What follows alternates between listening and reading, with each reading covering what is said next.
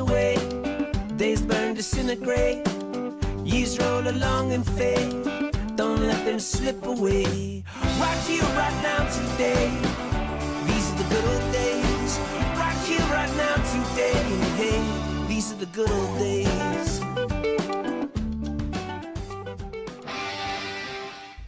As a child of the 80s, I grew up in the era of plenty. And on Saturday mornings, there was plenty of sugar cereal, cartoons, toy commercials, and action figures to pick from. And some of these shows and toys would come and go. Some would stay a long time, like G.I. Joe. Some would be a flash in the pan and gone for one wave, or one season, or even 5 episodes. But one thing that remained constant to this day is the narratives told inside the professional wrestling ring. And in the 80s and early 90s, there was never a better time to be a wrestling fan, or a better time to bring home wrestling toys. There was all kinds of wrestling toys in the 80s and early 90s. But the one that hit home with me, the one that I remember the fondest, is when Hasbro released their World Wrestling Federation action figures. They were great representations of the wrestlers. They looked a little bit exaggerated in features. They all had action gimmicks. They were incredibly fun. Now, some of them came with accessories that were easily lost. So today, we're going to take a look at some of those accessories and see if we can't get our wrestlers their gimmicks back. In the World Wrestling Federation, here is a man that has not only turned it around 180 degrees, 180 degrees, but he's gone another 360 and then 360, and then another 180. Macho Man Randy Savage. You have changed over the past couple of months like I can not believe, sir. I'm a chameleon, yeah. A chameleon? Yeah. I'm talking about the beat goes on, yeah, and the beat goes on, yeah, and the beat goes on. In the video scope, yeah, I am looking right into you right now. Macho Madness right now. Sugar is sweet and so is honey. Macho Madness is on a roll and it can't be stopped. All right, now here's the wrestlers we're going to look at today. We're going to look at the big boss man, who's missing his nightstick so he can deliver some hard time. We're going to take a look at Hacksaw Jim Duggan, who's missing his trademark 2x4. We're going to take a look at Brutus the Barber Beefcake, who's missing his pruning shear, his hedge clippers there. We are going to take a look at the iconic, my favorite figure, Jake the Snake Roberts. He's missing Damien the Python. So we're going to see if we can make him up a snake. We're also going to take a look at Macho King Randy Savage. So he's missing his crown and his scepter. Another just 10 out of 10 figure. These Hasbros are so cool. We're also going to take a look at the $1 Million Man, Ted DiBiase, who's missing his $1 Million Championship Belt. And finally, we're going to just shift these guys down here, getting off screen. We're going to take a look at one of the coolest looking figures, Koko B Ware, the Birdman. So we're going to make him a new Frankie if we could. So we're going to start off by looking at Koko B Ware, the Birdman. And like I say, he's a great looking figure. He's got bright poppy colors. He just looks cool. But when he came packaged, had a parrot Frankie, a macaw, I think it is. And so we're going to see if we can't make him one.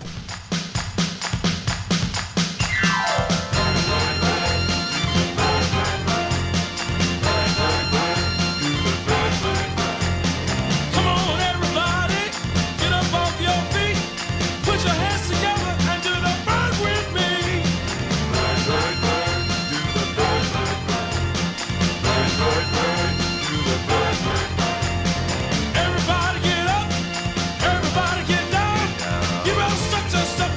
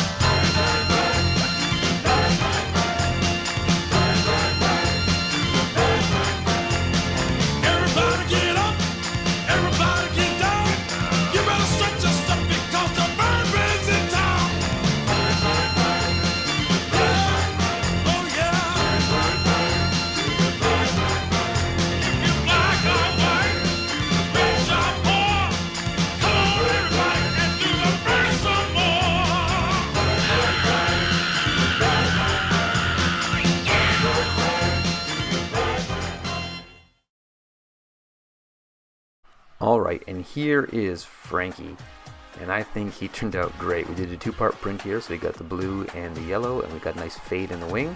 That worked out really, really nice there. And so we just made it so his claws or his talons will fit right in Koko's hand here. Just using it properly. But there we are. So Koko B Ware has his sidekick buddy Frankie now, and he's ready to strut to the ring, and yeah, that looks great. Very, very happy with that. Couldn't be happier with how that turned out. Yeah, it just pops, makes him look so much better. So next we're going to look at the Macho King Randy Savage. So this figure came out with a crown and a scepter when he was in his package there. And so yeah, so we're going to see if we can't recreate the gold crown and scepter to get this guy back on his throne looking like Macho King Randy Savage.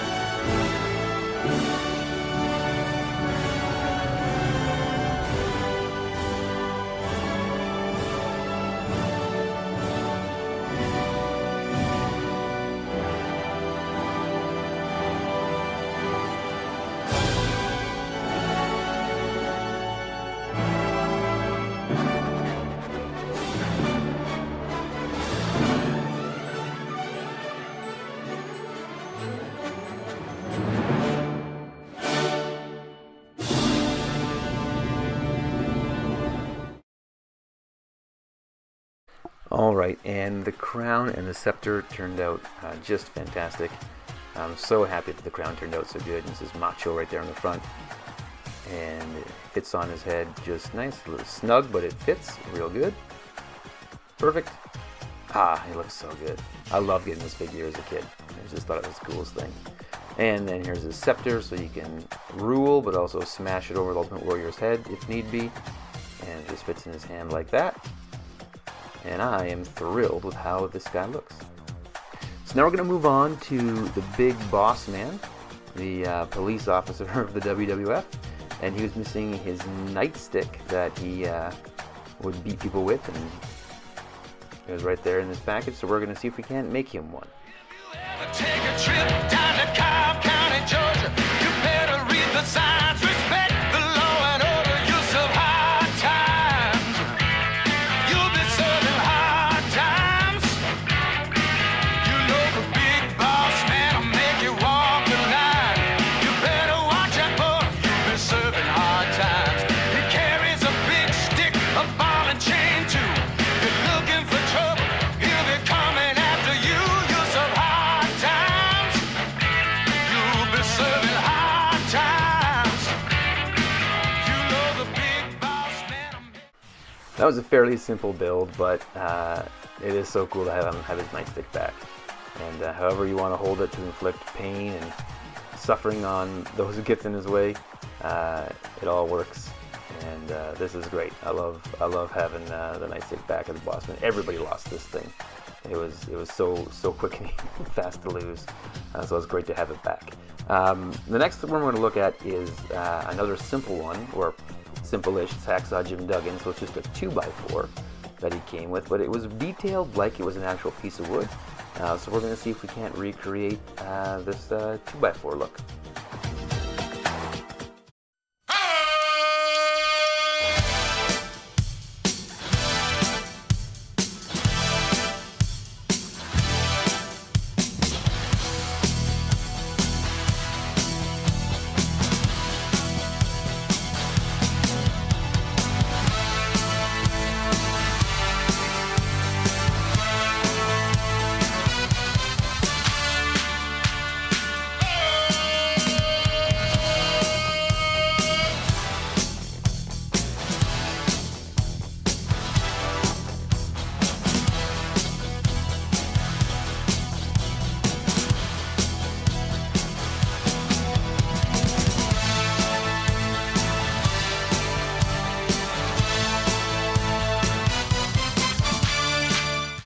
And here is the 2x4, and I think it turned out great. You can see there we got the wood grain effect we were looking for, and we're just going to put it in his hand. It's a bit of a tight fit, as it should be. There we go. Fits nice and snug, and he's ready to just, I guess, whack a guy in the head with a 2x4. Thumbs up. Up next we have Brutus the Beefcake, and he had those hedge clipping shears. So these were really fragile and really small, easy to lose. So these are one of the hardest accessories to find nowadays. So let's see if we can't make up a new set.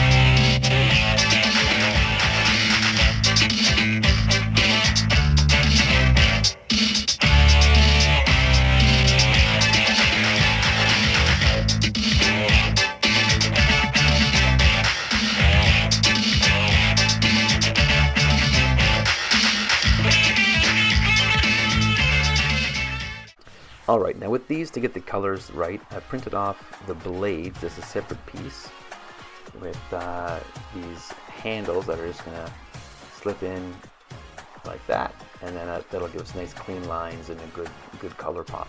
Now I'm going to put a little dab of glue in there to hold them in place so they don't fall apart. But once we do that, we'll have a, so here's the glued set, and they are looking really, really good. I'm happy with the way they turned out, and they're going to fit in his hand just perfect, and he'll be ready for some strutting and some cutting. Now there also was a second version of Brutus the Beefcake that came out in a later series. He had the same accessory but with black handles, and luckily, because I've got a great friend named Phil, he gifted me a version of this Brutus the Beefcake, and so now I have both. So I'm going to make up a second set of the black handled shears, which are even more rare to find, and so now both my Brutus are ready to strut and cut. And next up is Jake the Snake Roberts, who he came with his famous companion Damien the Snake. And so we are going to go make a snake and then give him the hot water treatment and see if we can't make him look good.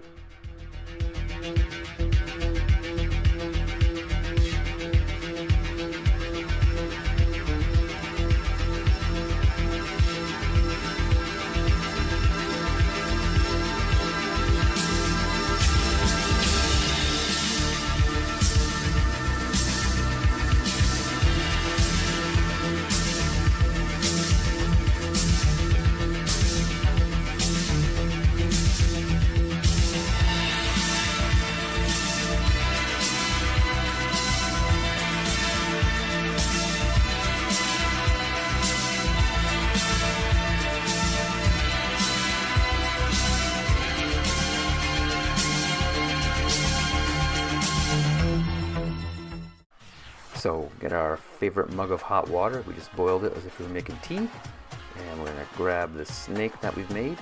Again, it is a two-part print, so he's got a yellow or a white belly. And so you can kind of give him a little bit of a snake look.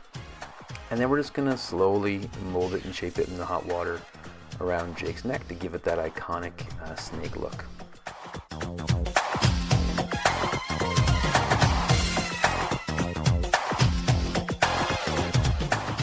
And there we are. I'm really happy with the way that turned out. That turned out really quite good. And then we got $1 Million Man. He's missing his $1 million title belt, and it was adorned in gold and diamonds. You can see here. all kinds of dollar signs. So we're going to go and make up one of those for him to be wearing to the ring.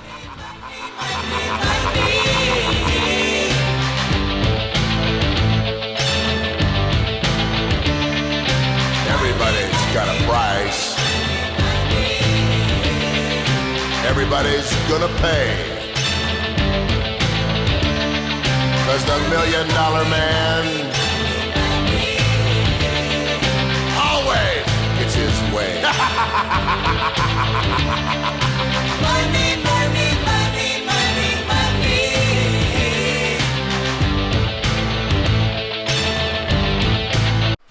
All right, and here is the $1 Million Championship belt. I love the way that turned out. And so again, we're just gonna put it in the hot water and kind of mold it around him. And then he'll be ready to just keep being arrogant and the worst absolute heel in the history of wrestling. Fantastic, love the way that looked. Now, the old Hasbro ring, when it came out, came with a World Heavyweight Championship belt. And that was the only way to get the Hasbro Championship belt. And it was a really cool looking belt. It was the Winged Eagle period correct belt. It was like a simplified version of it, but it was dynamite.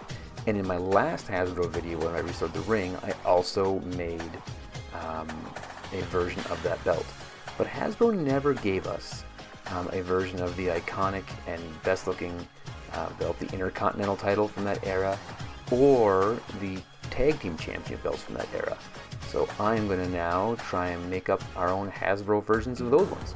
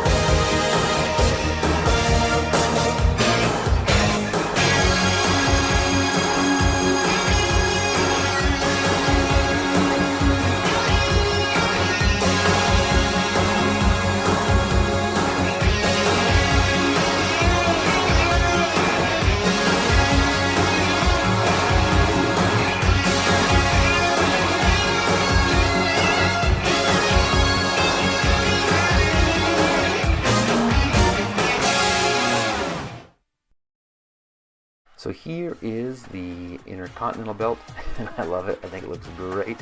I think it looks really Hasbro-ish, as well as the two Tag Team Championship belts. And I could not be happier with the way these belts turned out.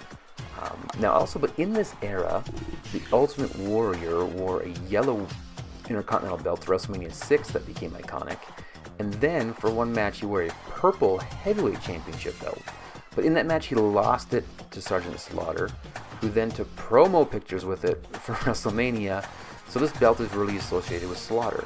So I thought it'd be really fun just to make up a yellow Intercontinental belt for Warrior so that he could have his iconic belt, and also to make up a purple belt for Slaughter. And so I made those all up. Now to put these on wrestlers, again, we just simply put them into the hot water, let them get a little bit malleable, and then just kind of mold them around the wrestlers, just like that. And then to take them on and off, there's enough flex, you can just pull them off and then snap them back on kind of the same way. And you can put them on whatever Hasbro wrestler you think deserves the title, which is very exciting. So we're gonna give the Rockers the Tag Team Championship belts because they should have had them and they never did. Big travesty. And then we're gonna take Slaughter. Now he was more of a shoulder belt guy, so we're gonna mold this one around his shoulder, so you can kind of drape it. Look at that! Look at that purple belt. Looks incredible. So that's a shoulder belt for Slaughter. Love it.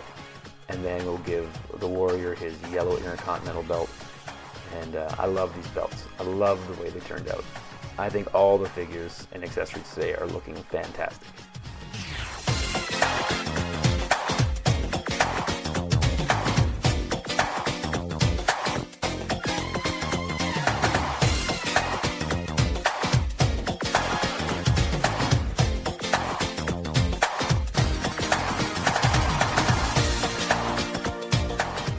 So there you go. There's our look at Hasbro's WWF wrestlers. And I love the way these accessories turned out. If you like what we did today, if we had as much fun as us, please like and share, subscribe, do all that YouTube stuff. Leave a comment in the comment section. I'd love to hear your thoughts on this video, your ideas for our new video. I would just love to hear from you. If you want, you can support us on Patreon, but most of all, I just want to see you back here for the next video.